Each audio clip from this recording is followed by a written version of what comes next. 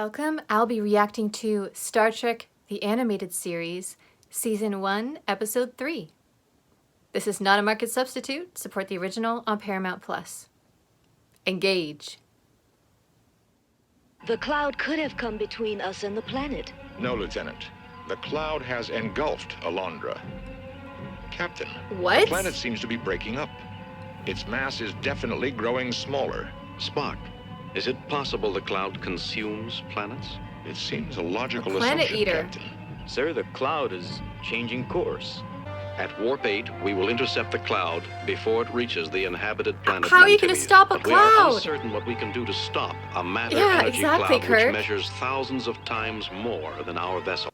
This is a lot of pressure in the first 5 minutes of this episode.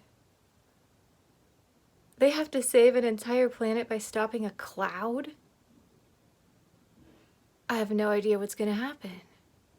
4 hours, 10 minutes, sir. It's certain there'd be planet-wide panic. Blind panic. On the other hand, notifying them may still save some small fraction of the population, Captain. Yeah, a Who's few the ships governor could get of out. Antilles, Jim? I'm getting unusual readings on the chemical identity sensors. What kind? Elements unknown in our periodic tables, Captain. Uh-oh. I'm of the opinion this cloud has come from outside our galaxy. Still got Oh us. The no! streamers are a combination of Koino energy, almost an ambiplasma. Prepare to fire all phasers into cloud mass. Are you sure that's a good idea? Fire. Firing. No effect, Captain. The cloud Yeah. appeared to absorb the phaser energy, Captain. Of course it did. The objects are some form of highly charged gaseous antimatter. Engineering to Captain Oh, Kirk. that's not good. Kirk here. Captain, the power drain on the shields is too heavy to hold for any length of time. It is possible this cloud in which we are entrapped is a living thing. The Well, cloud yeah, we knew that for is the first alive. time we saw it. How are you going to choose? There is no choice, Jim. We'll save the children. Oh. That's really sweet of him. Not logical, but sweet. But you have to have a few crew members with the children, unless you're planning on having the kids run the ships. Yeah, there could be some cadet-aged teenagers who could run the ships. We're going to take it. Mr. Sulu, take us to that central core area. Aye, aye, sir. And if this thing does have a stomach, we just might be able to give it enough indigestion to make it turn away from... I'm getting flashbacks to Ms. Frizzle. Remember the Magic School Bus adventures where they would go inside a stomach and through it? In just a few moments, we'll be landing in Arnold's stomach. Thank you for flying Digestion Airways. Is Kirk the new Ms. Frizzle? He needs better outfits if so. To maximum, sir.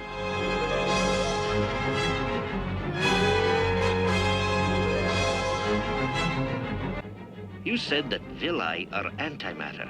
If we could get a piece of it, I could put it in the antimatter engine, and it would regenerate. Oh yeah! We'd have enough power for the engines and the shields to go on maximum again. Scotty is the one who really saves them in all these situations.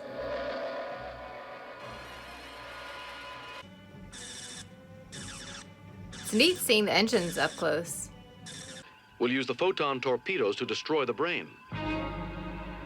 Captain, this is a living creature. Yeah. Starfleet regulations. I know the regulations against the killing of intelligent life forms, Mr. Spock. Mm-hmm. But we don't know this life form is intelligent. And we do know the people on Mantilles are doomed if we don't stop it. Arguments could be made both ways. Because they would basically be killing this very unique creature to save the planet. Prepare the self-destruct mechanism in the engineering core. Computer control will be on the bridge when it's time to trigger it. Aye, sir. But I may be able to reach out with my mind. If we focus our Worth a sensors try, right? onto the cloud's synaptic electrical impulses, no more. 26 minutes exactly to Mantilles, sir. All right, Spock, get at it. I just want to say, I'm very impressed by Kirk right here. He's listening to everyone's ideas. He's implementing each of them by priority. So self-destruct is an option. He said, all right, let's put this on the board. Let's get it set up. That's going to be our last resort. Any other ideas? Spock and Uhura are now working on a hopefully plan A that will work, and they're going to try that out. He's staying very calm through all this, even though they might potentially all just blow themselves up. I think that's admirable. Consume? Yes, many of us are on the thing. Maybe she doesn't near know. You. Now, do not consume it. He's the cloud. Its thoughts are here. Wow. Lieutenant, this is what I want.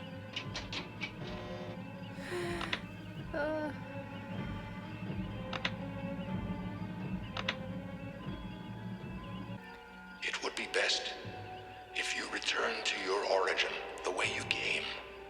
Will you do this? A long journey. Will you return?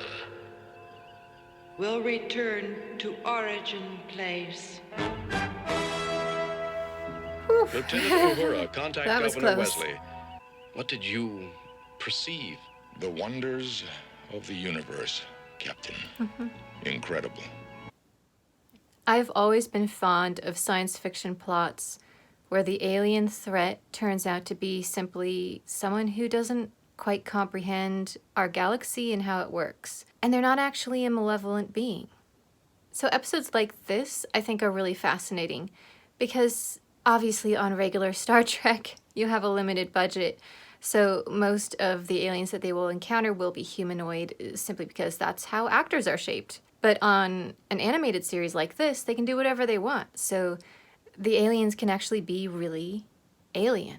And although their first thought was, let's fire phasers at it, after some thought, Kirk said, wait, this might be a living being. Let's not just blow it up. Let's try talking to it.